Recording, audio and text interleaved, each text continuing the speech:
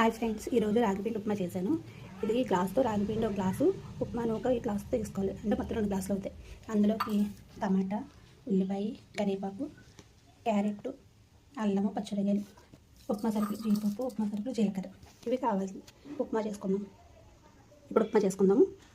ముందు స్టవ్ వెలిగించి దాంట్లో గిన్నె పెట్టుకోవాలి. ఇందులో రాగిపిండి ఉప్మా యొక్క కలిపి దోరగా వేయించుకోవాలి.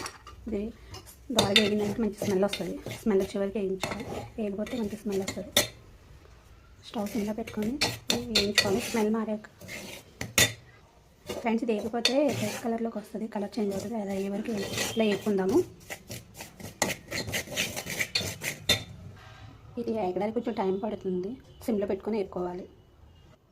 ఇది వేగిపోయింది ఫ్రెండ్స్. ఇప్పుడు దీన్ని పక్క తీసేసుకుందాము. ఇది వేగిందంటే మంచి స్మెల్ వస్తుంది. అండ్ అదే బాండి పెట్టుకుని అందులో నూనె పోసుకొని నూనె వేడయ్యాక మన ఉప్మా సరుకులు ఉన్నాయి కదా వేసుకోవాలి. నూనె కాగిపోయింది. ఇప్పుడు ఇందులో నూనె వేసుకోవచ్చు.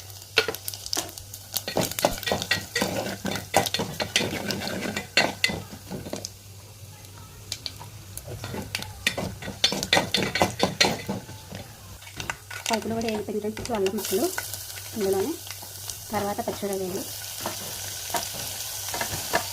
ఆ తర్వాత ఉల్లిపాయలు వేసుకొని బాగా కలుపుకోవాలి. ఇవి వేసాక కొంచెం అది వేగాక టమాటా, క్యారెట్, కరివేపాకు వేసుకున్నాము. క్యారెట్, టమాటా, కరివేపాకు వేసుకొని ఇది బాగా యాగిద్దాము. క్యారెట్ అనేది మధ్యలో కలిసి ఈ గ్లాస్ తోటి 6 గ్లాసులు నీళ్ళు పోసుకోవాలి.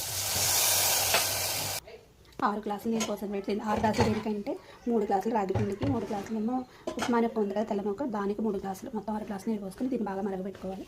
తర్వాత రవ్వ వేసుకుందాము. హలో ఫ్రెండ్స్, చుండెలా మరుగుతుంది కదా, ఇప్పుడు రవ్వ వేసుకోవాలి. ఇందులోనే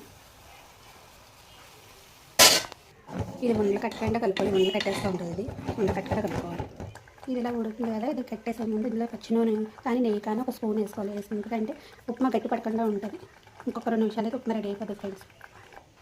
ఉప్మా రెడీ అయిపోయింది ఫ్రెండ్స్. ఇప్పుడే స్టవ్ ఆఫ్ చేసుకుని చల్లారితే గట్టి పడిపోతుంది. స్టవ్ ఆఫ్ చేసుకొని